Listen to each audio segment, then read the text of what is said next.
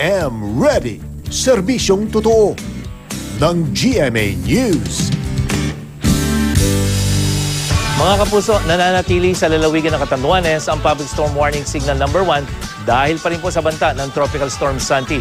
At ayon sa pag-asa, sa mga susunod na oras, mararamdaman sa naturang probinsya ang bugso ng hangin at malakas na ulan na dala ng bagyo. Kaya pinapayuhang maging alerto sa posibleng baha at landslide ng mga residente. Ang mga dagat na sakop ng Catanduanes magiging maalon at mapanganib po sa mga mangingisda at may maliliit na sasakyang pandagat. Namataan ang sentro ng Bagyong Santi sa layong 400 kilometers dyan po sa may silangan ng Vera, Catanduanes nitong alas 4 ng madaling araw. At sa datos ng Weather Central, magiging maulap hanggang sa makulimlim ang kalangitan sa nalalabing bahagi ng Bicol Region ngayong Huwebes. At ayon pa sa pag-asa, sasamahan dito ng katamtaman hanggang sa misay malakas na ulan at thunderstorm, kaya po posible ang pagbaha at landslide. May epekto rin ng bagyo sa pagiging masungit ang lagay ng dagat. Sakop naman po ng eastern seaboard ng Visayas.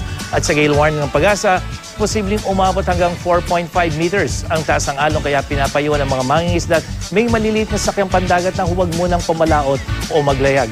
Intertropical Convergence Zone naman ang magdadala ng mahina hanggang katamtamang ulan at thunderstorm sa mga riyon ng Mimaropa at Calabarzon, kasama na po ang buong Visayas at Mindanao. At yan ang latest mula sa GMA Weather.